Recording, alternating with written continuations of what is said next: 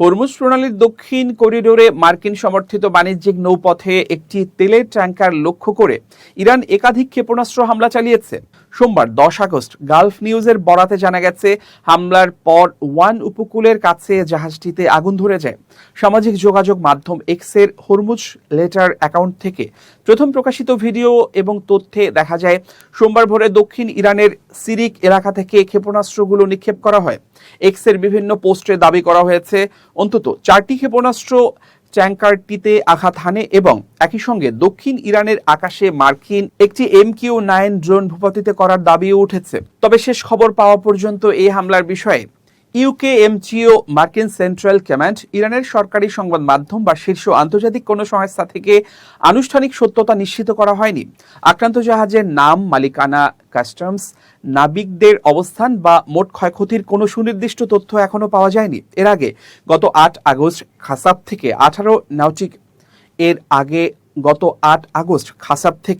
18 nautical mile পূর্বে একটি জাহাজে অজ্ঞাত প্রজেক্টাইলের আঘাতের কথা নিশ্চিত করেছিল ইউকেএমটিও।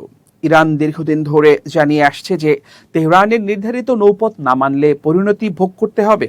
বিশ্বের গুরুত্বপূর্ণ এই তেল পরিবাহী নৌপথে এ ধরনের আক্রমণ বিশ্ববাজারে তেলের দাম, জাহাজ চলাচলের ঝুঁকি এবং বিমা খরচ বাড়িয়ে দিচ্ছে।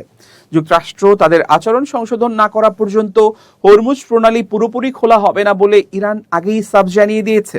ইসরায়েলের প্রেসিডেন্ট বেনিয়ামিন নেতানিয়াহু যুক্তরাষ্ট্রের 15 দফা গাজা পরিকল্পনা বাতিল করে দিয়েছেন। ফলে মার্কিন প্রেসিডেন্ট ডোনাল্ড ট্রাম্পের 15 দফা গাজা পরিকল্পনা বাতিল হয়ে গেল। এ বিষয়ে নেতানিয়াহু বলেন, যতক্ষণ পর্যন্ত গাজা থেকে হামাসের সকল অস্ত্র বাস্তবিকভাবে অপসারণ না করা হবে ততক্ষণ পর্যন্ত ইসরায়েল কোনো চুক্তি মানবে না। ট্রাম্পের বোর্ড অব পিস নামের একটি চুক্তি গত মাসে সম্পাদিত হয়, যেখানে হামাস সহ অন্যান্য বিদ্রোহী গোষ্ঠীর সম্পূর্ণ নিরস্ত্রকরণের কথা ছিল।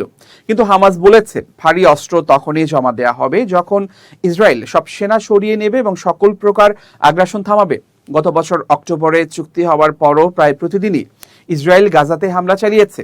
মন্ত্রিসভার এক বৈঠকে নেতানিয়াহু জানান, ইসরায়েল 15 দফা দাবি মানে না। ইসরায়েলের সেনারা সরবে না যতক্ষণ পর্যন্ত হামাসের সকল অস্ত্র জব্দ করা হচ্ছে। তিনি এই সকল অস্ত্রকে ইসরায়েল ও এর নাগরিকদের জন্য হুমকি বলেও মন্তব্য করেন। রোববার হামাসের এক নেতা বিবিসিকে জানিয়েছেন, তারা 15 দফা চুক্তির সবটা মানতে প্রস্তুত। তারা মধ্যস্থতাকারীদের বলেন, সকল পক্ষকে চুক্তি মানতে রাজি করাতে। ইসরায়েল ট্রাম্পের আরও একটি গাজার শান্তি পরিকল্পনা ভেস্তে দিল। এর আগে গত সেপ্টেম্বরে তারা ট্রাম্পের আরেকটি প্রস্তাব বাতিল করে। গাজাকে পুনর্গঠনের জন্য ট্রাম্পের দেয়া এই 15 দফার আওতায় ছিল একটি বোর্ড অব পিস গঠন, যা চুক্তির বাস্তবায়ন তদারকি করবে, হামাসের নিরস্ত্রকরণ, গাজা থেকে ইসরায়েলি সেনা প্রত্যাহার করা এবং গাজা পুনর্গঠন। এবার জেনে নেব যা আছে ওই গাজা শান্তি চুক্তিতে। নেতানিয়াহুর চুক্তি নিয়ে এমন মন্তব্য আচমকা নয়। যদিও তিনি সময় নিয়ে এটিকে বাতিল করেছেন, নেতানিয়াহু বেশ কিছু বিষয় নিয়ে বিপাকে আছেন। এটা পরিষ্কার সে ট্রাম্পের পরিকল্পনায় খুশি নন, কিন্তু একই সঙ্গে তিনি ঘনিষ্ঠ মিত্র ট্রাম্পকেও হতাশ করতে চান না। প্রথমবারের মতো হামাস অস্ত্র সমর্পণে রাজি হওয়ায় মাত্র 1 সপ্তাহ আগে ট্রাম্প এই চুক্তিকে স্থায়ী শান্তি ও নিরাপত্তার পথে পদক্ষেপ বলেছিল।